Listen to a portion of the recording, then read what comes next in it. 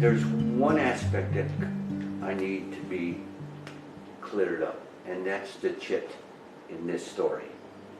Okay. Okay? Because The chit is a storage of memory, which is in the mental aspect. Again, it's the buddhi, the ego, and then the modes of the mind, which is manas, yes, and the chit, storage of all memory. so that's where the storage of the body and the prana and the workings of the world is stored in the chit. The chit is the storage of all memories. And that memories of the past, memories of the moment. It's memory. building. Memory can be individual and collective, because it's memory even for Maya. The knowledge, she has the knowledge because she came out from the source. She came out, she used the knowledge. So the knowledge is in the chit, because that's memory. The knowledge, we can say, let's say the knowledge is in the chit. Yeah. So from ignorance, the knowledge is veiled. So when Maya is in ignorance, and what happens, she negates the knowledge too, because of veiling. That's the first veil. Yeah, she says, no, it is not. The first veil, she says, she basically, she forgets Brahman, the source. Then she says, I'm a physical body.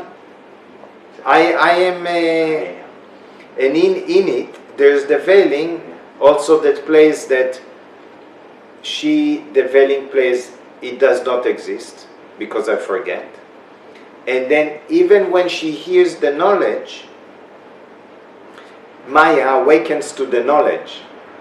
What happens, the ignorance doesn't let the knowledge shine through. It's due to ignorance. So what will remove the ignorance? Hearing the knowledge, using the words of the sages.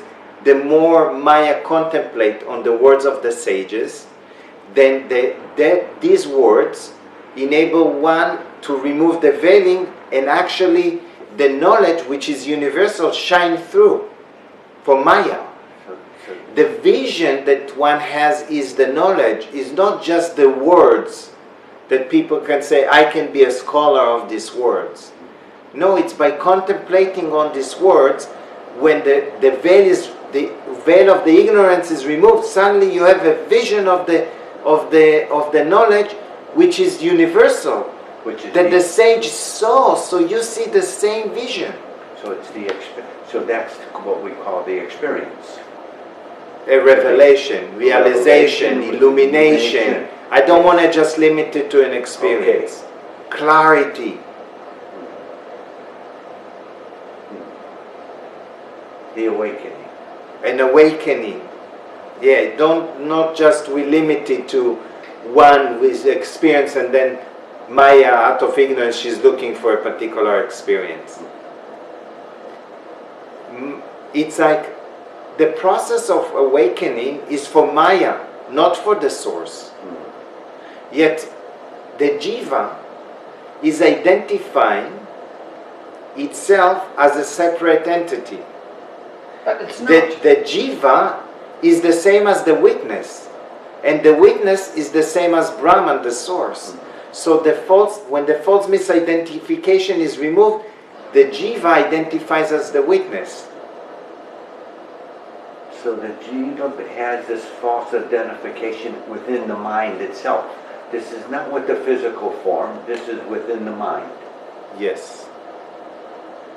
This is why the process for liberation is one has to move to the mind. Now, who is the thinker in the mind? Maya is the thinker. The notion is that I think I'm thinking. No, Maya is thinking, and I am witnessing Maya thinking. I am the witnessing consciousness. Maya is the thinker, which which actually, when she's in ignorance, she's just reacting. Yet still she's thinking. Witness it and identify as it. The witness identifies with whatever it sees and hears. The witness is then a product of Maya. Could you say that? No. Witness is Brahman, the source. But how can the witness identify with what it sees and hears? It's just like the gradation of lights, because consciousness has no form and has no name. So it can appear and take any form and any name, and because it is witnessing it, it looks like it becomes it, yet it never becomes it. Now that's what happens for anyone that is in ignorance. I feel that I am seeing the objective world, when the truth is, I, the witness, sees the mind through using the senses, perceiving the external world. Not through the... So when I'm seeing you, I think I see you, which is the truth. I, as the witness, sees you. Yet because the Geva, which is the same as witness, identified as a separate entity, it says, I am separate entity sees you, when in fact, I am as the witness, because the Geva is same as witness, is witnessing the external world. Without the witness, nothing can be seen. So, when there is ignorance or veiling, Geva as the witness is actually identifying with, is the believer. She identifies to be an ego. The believer. Now the ego is even an instrument for Maya. Yes. Means the ego is the instrument for Maya to perceive through the senses the external objects. Because the I perceive many diversification, many varieties of objects, the eye, the physical eye, only sees the movement of the object. It doesn't see any quality of the object. The mind sees the qualities, and the witness sees the qualities that the mind perceives.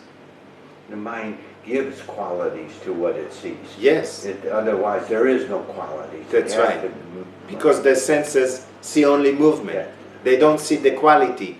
The mind, with its modification, gives qualities. This is good, this is bad, I like it, I don't like it.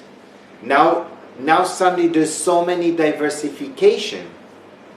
This is my object, this is my family, this is my wife, this is my parents, this is my job, many my's. So now I have to leave the external object. How? I can't, even if I close my eyes and close all the senses, still I can't leave the objects. So the way I leave the objects is moving to the mind. Yeah. The mind has to witness it in order. The mind doesn't witness. When I move, I shift the attention to the mind. And in the mind, now I have the material world and the Brahman world. The material world would be all the thoughts around the objects of the world. This is the material world in the mind. The Brahman world would be all the thoughts about the source, the self, the words of the sages.